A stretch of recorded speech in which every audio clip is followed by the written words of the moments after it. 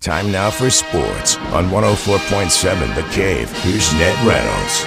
Mikey intern Ned Reynolds back in the studio talking about the fact that we are so happy that election's over and we don't have to watch a political ad for at least a few more weeks, before they start the cycle up again. All right, we got to start the conversation with some bad news. 60 years old is way too young in my opinion, and cancer sucks. Billy Beane passed from the scene yesterday. However, there's a lot of confusion about this, including by the networks and by the major news agencies who initially reported that it was Billy Beane of Moneyball, and it was not. This is a different Billy Beane. The difference being the E after the N. That's One's exactly got an E right. and one doesn't. Great amount of confusion, and I'll tell you that this is, again, my stance against the media.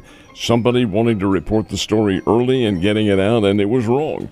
Billy Beane of Moneyball fame, portrayed by Brad Pitt in the movie Moneyball, was not the individual involved in this. This is Billy Beane, who had not really, I wouldn't say an average Major League Baseball career. He was less than that because he really didn't gain any fame for himself.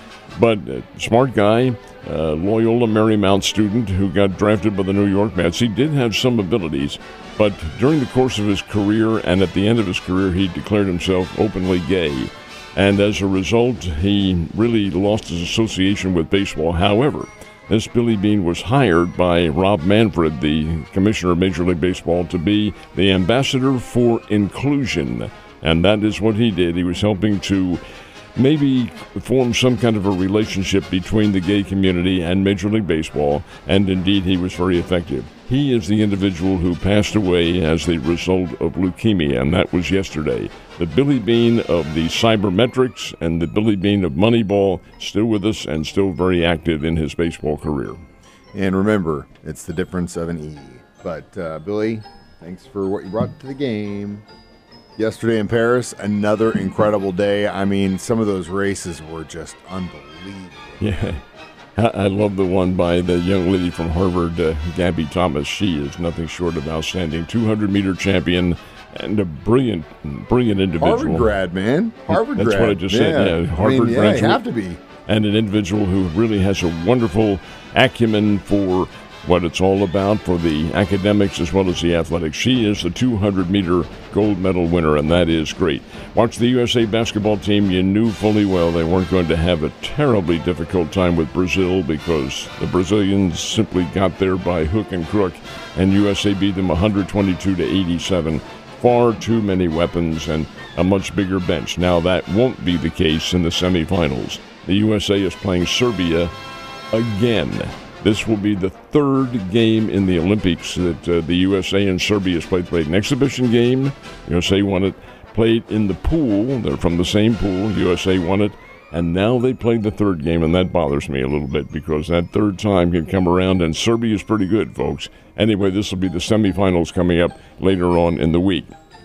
At last report, USA has 24 gold, and they have 31 silver, and they have 86 medals altogether, and that's doing pretty well. Yeah, 31 bronze, and it's unfortunate the volleyball teams didn't do as well as we had hoped. No, they did not. Ladies got the men. Actually, the men are still there. Yeah, but the doubles and the team women didn't go as far as we'd hoped. No, individually, no, but the teams are, and this will be very interesting coming up a little bit later on today. Noah Lyles runs again today too in a semifinal. They don't have all these in the same day. That's asking too much of the athletes, but it should be another big day, and we're coming down to the end because it all wraps up on Sunday. And what an incredible game the Team USA women's soccer had against Germany. That's just unbelievable.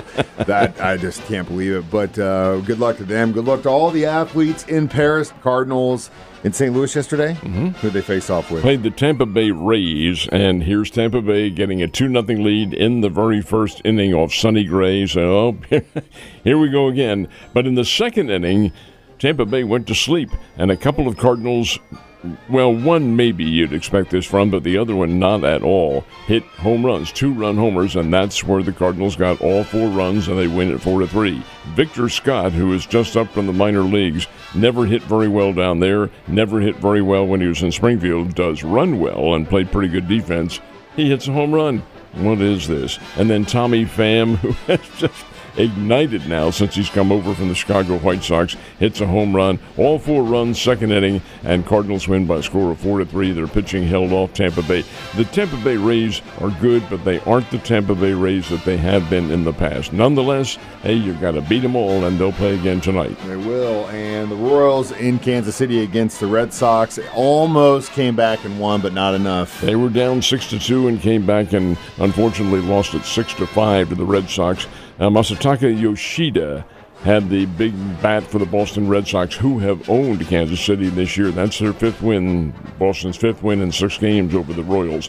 3 RBIs in this ball game, some pretty good pitching for the Red Sox, and they get the win over Kansas City. Royals in just a very mini slump that they're going through right now, but they'll be all right. They're playing very well. As if the entire team and organization were listening to us talk about them yesterday. They pumped the brakes, and now they just barely stopped themselves from being recorded in the history books as arguably the worst team of all time. Well, they did end it. They, being the Chicago White Sox, tied the American League record for losses, and they tied it yesterday, but not last night.